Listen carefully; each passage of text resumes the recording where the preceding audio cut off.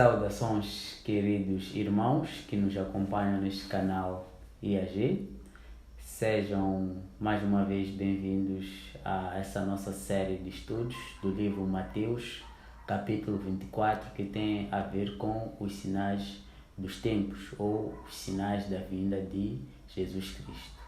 Se ainda não é inscrito no canal, inscreva-se, ative o sininho de notificações, curta os nossos vídeos, comente e compartilhe com as demais pessoas. Se ainda também não viu os outros vídeos, pode entrar na nossa playlist e acompanhar desde o primeiro vídeo. Vamos para o nosso terceiro vídeo, que tem a ver com os sinais religiosos, depois de termos abordados anteriormente dois outros sinais, tipos de sinais, que são os sinais naturais na natureza e os sinais sociais na vida civil. Então hoje vamos à terceira parte destes sinais religiosos.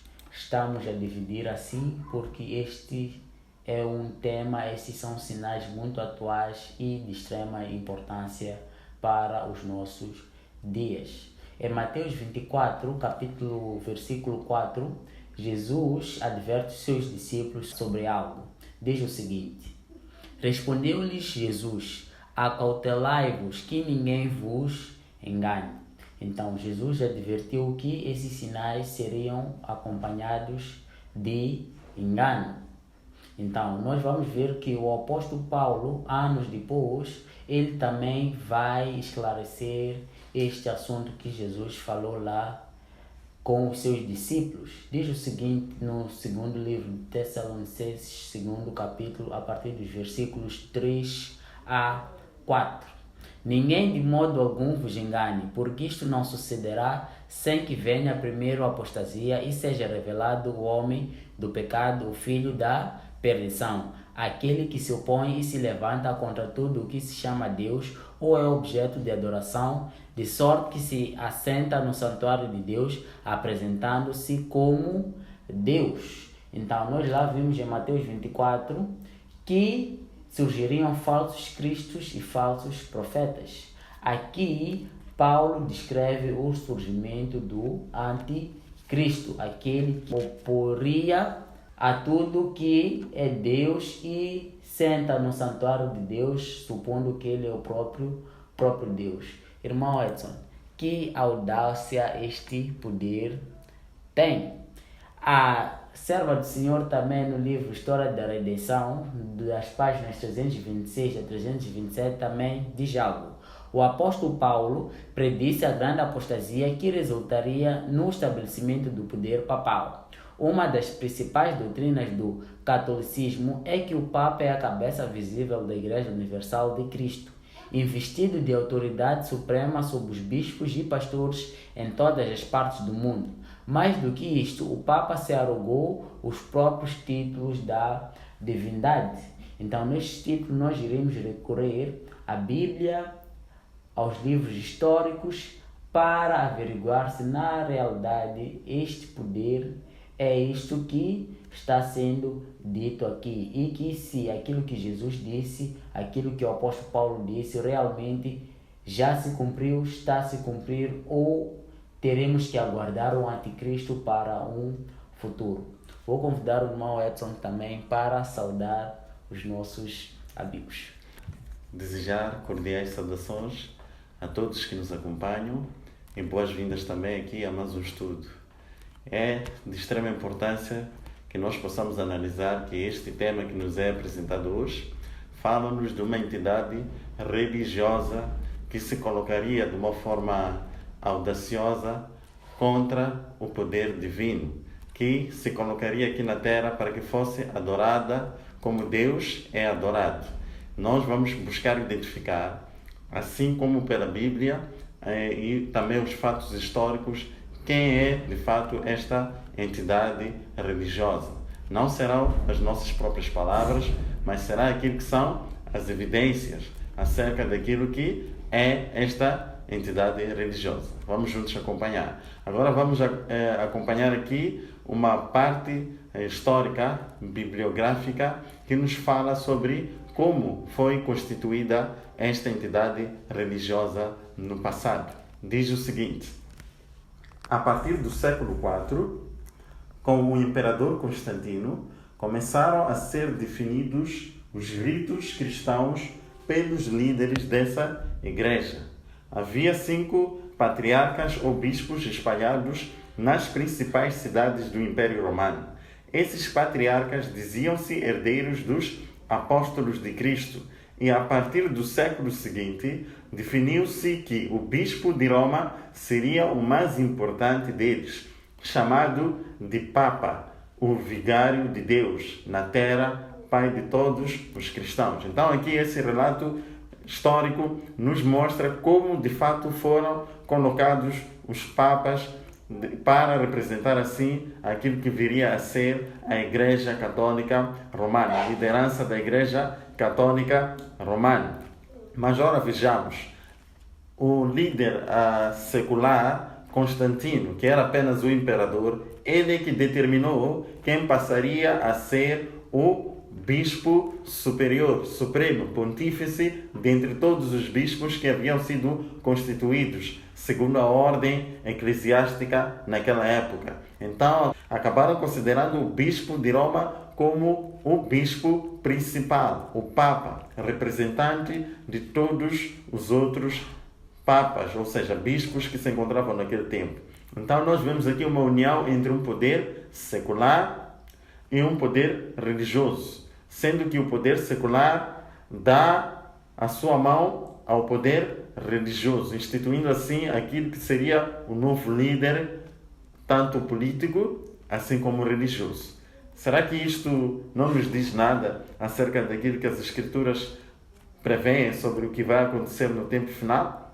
Ao longo dos nossos estudos, vamos buscar de fato compreender o que isso pode significar. Quando nós vamos a um dos artigos da própria Igreja Católica, nós encontramos no dicionário católico uma transcrição escrita mesmo pelos próprios católicos em torno dessa questão que estamos aqui a abordar. Vamos ler juntos. O Papa é de tão grande autoridade e poder que ele pode modificar, mudar ou interpretar mesmo as leis divinas. O Papa pode mudar a lei divina, visto que o seu poder não é humano, mas divino, e ele atua como vice-regente de Deus sobre a terra com os mais amplos poderes de ligar e desligar suas ovelhas. Nós aqui encontramos uma descrição, um registro da própria Igreja Católica dizendo que o Papa é revestido de tão alta autoridade que até pode mudar as leis, que o Papa pode mudar a lei divina. Mas será que isso é previsto nas Escrituras Sagradas como algo digno de ser feito? Será que a Bíblia aprova tal atitude de que se mude a lei de Deus? Quando nós vamos à Bíblia, ao livro de Malaquias, capítulo 3, versículo 6, nós encontramos lá bem escrito e bem dito que Deus não muda, Deus não altera aquilo que Ele mesmo disse ou aquilo que Ele é. Deus permanece o mesmo, ontem, hoje e eternamente.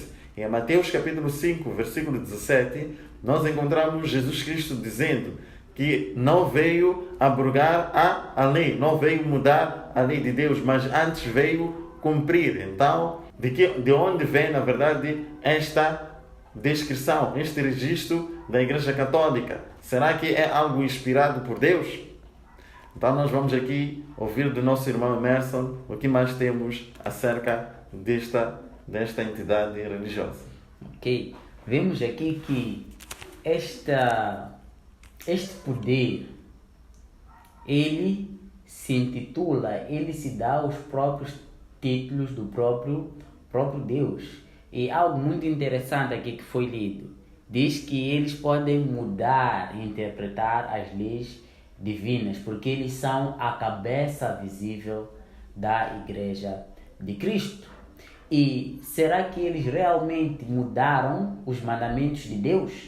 Nós temos aquilo que, ou seja, os católicos têm aquilo que se chama catecismo. ok? E lá nós encontramos os 10 mandamentos da Igreja Católica Romana, que não são os mesmos mandamentos que Deus deu a Moisés para a humanidade.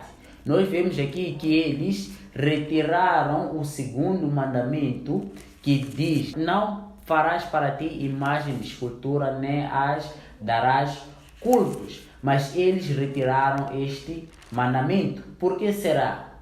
Porque eles têm imagem de esculturas e as dão culto. Não só o primeiro mandamento, eles também alteraram. Na Bíblia é nos dito: não terás outros deuses diante de mim. E eles puseram lá: amar a Deus sobre todas as coisas, para dizer que podemos ter outros deuses, ok? Porque o primeiro mandamento que Deus dá é: não terás outros deuses diante de mim. E eles tiram esse mandamento para dizer que não é imperioso só ter Deus como o único Deus. Tanto que o Papa, ele se intitula como um Deus na Terra, ou seja, pode-se adorar não só o Deus do céu, mas também o Deus, entre aspas, daqui da terra, que é o próprio papado. E também eles alteraram o quarto mandamento da Bíblia, que diz: lembra-te do dia do sábado para o santificar, porque em 6 dias o Senhor fez os céus e a terra. E eles colocaram guardar os domingos e os dias de festas. E não só, eles dividiram o 10º mandamento da Bíblia em 2. O 10º mandamento da Bíblia que Deus deu a Moisés diz o seguinte: não cobiçarás a casa do teu próximo, não cobiçarás a mulher do teu próximo. E eles dividiram esse 10º mandamento para cobrir aquele segundo mandamento, que eles tiraram da seguinte forma: não desejar a mulher do próximo, não cobiçar as coisas alheiras.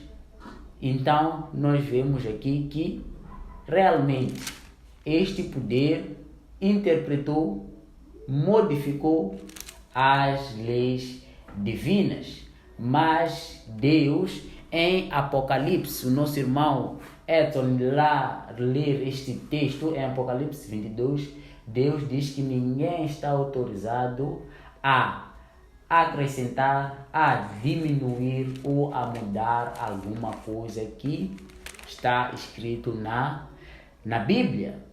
E não só, este poder, será que ele, além destas coisas, ele faz mais coisas que estão contra a vontade de Deus? Ou seja, será que ele tem blasfêmia? Ele faz blasfêmia? Nós veremos aqui em João 10:33 o seguinte: responderam-lhe os judeus: não é por nenhuma obra boa que vamos apedrejar-te, mas por blasfêmia, e porque sendo tu homem te fazes Deus. Então, o simples fato de alguém se intitular como Deus é blasfêmia. Apesar de que, para Jesus, estes judeus estavam errados, porque Jesus realmente é Deus. Em João 1, nós vemos que o Verbo estava com Deus no princípio, e o Verbo era Deus, e o Verbo é Deus. E depois, mais adiante, no verso 14, nós vemos que o Verbo se fez carne e viveu com os homens, e nós vimos a glória dele como a glória do unigênito do Pai. Então, nesse caso, Jesus, ele é Deus. Então, Jesus aqui não estava a blasfemar. Outra blasfêmia diz o seguinte: e a ninguém sobre a terra chameis vosso Pai, porque um só é o vosso Pai, aquele que está nos céus. Então, nem o próprio Jesus aceitava ser chamado de Pai, porque o Pai está somente nos céus. Mas como nós vimos aqui, os papas, esse nome Papa é Pai de todos os cristãos. Eles podem ligar e desligar as ovelhas. Quem pode tirar uma ovelha do aprisco a não ser o pastor?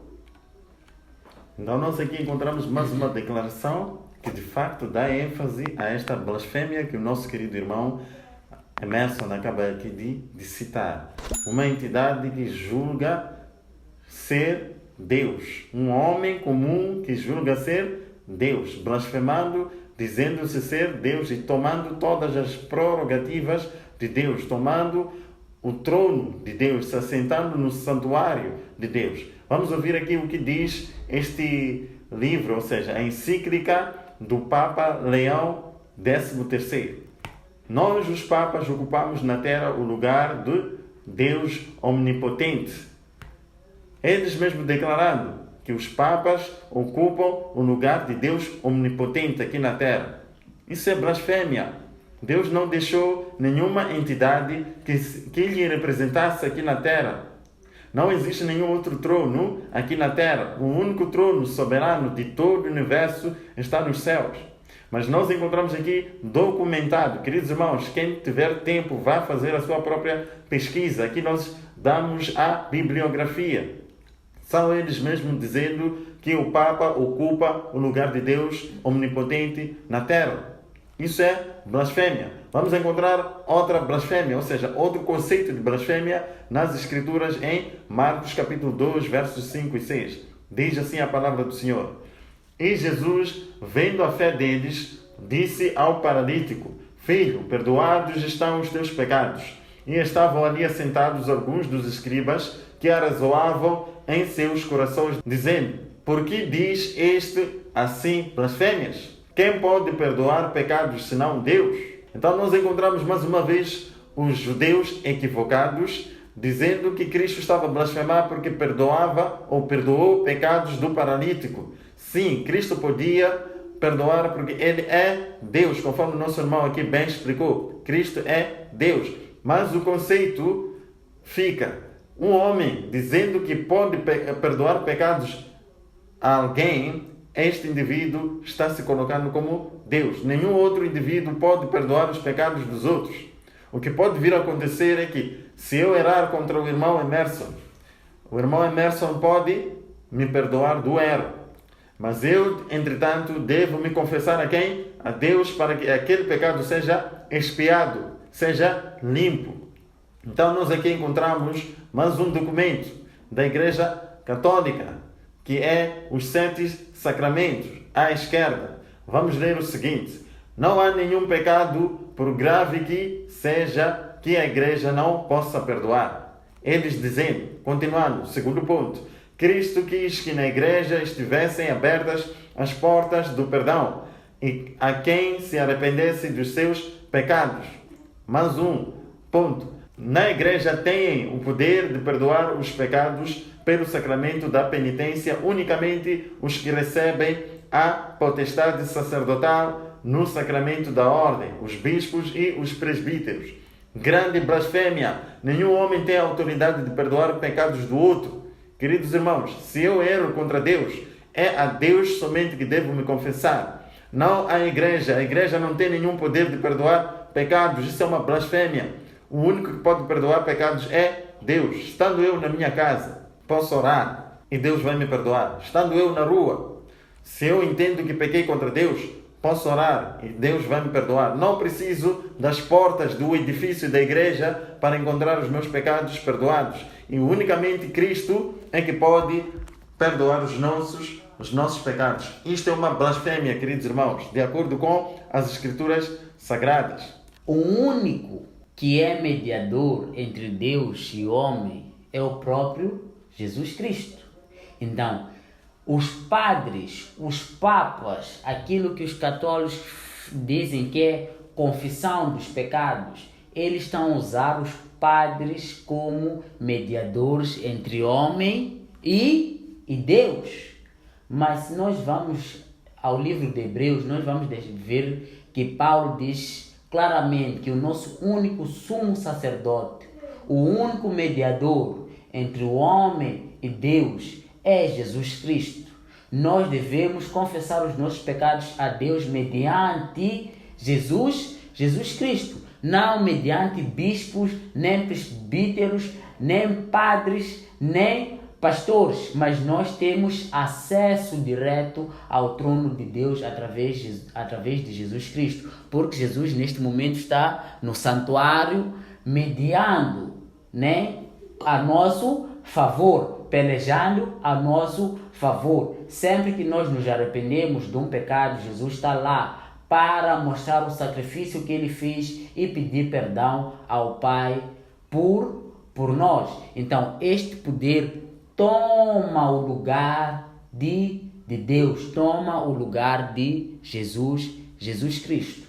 Então, o único que foi dado poder e autoridade sobre os céus e a terra pelo Deus Pai foi o Deus Filho, que é Jesus Cristo. E Jesus Cristo, quando foi para os céus, ele não disse que iria levantar alguns homens para lhe substituírem aqui na terra, mas ele disse que iria enviar outro Consolador, para que através desse Consolador ele nos convencesse do pecado, para que nós pedíssemos perdão pelo pecado e para que nós fôssemos santificados através deste Consolador, coisa que este poder papal não tem. Olha, queridos irmãos, se você é católico, nós não temos nada contra ti, mas nós aqui estamos a identificar este sistema, que o próprio sistema ele fala abertamente sobre as blasfêmias que ele tem cometido.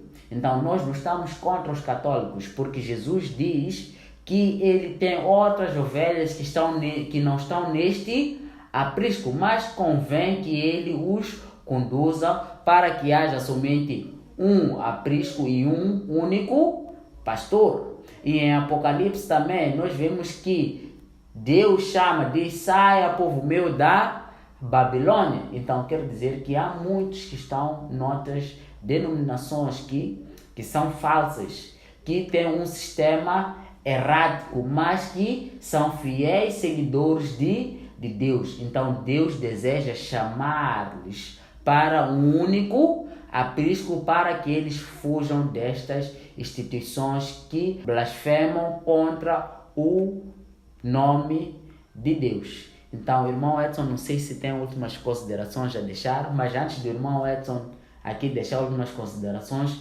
em Isaías 34, é-nos dito, no versículo 16, é-nos dito algo muito importante. O Senhor dos Exércitos, Deus de Israel, tu que estás sentado sobre os querubins, só tu és o Deus de todos os reinos da terra. Tu fizeste o céu e a terra.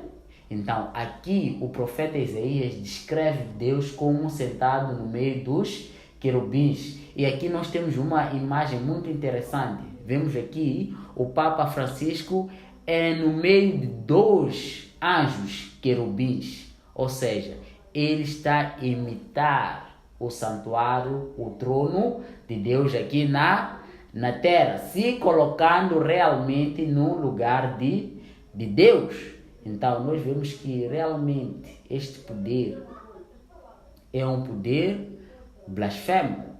Então, querido irmão, se você está nesta igreja, por favor, analise, estude, investigue por si só as escrituras e aquilo que foi estudado aqui, as bibliografias que foram deixadas aqui, para que o Espírito Santo te conduza à verdade, porque essas ideias não são do irmão Emerson nem do irmão Edson.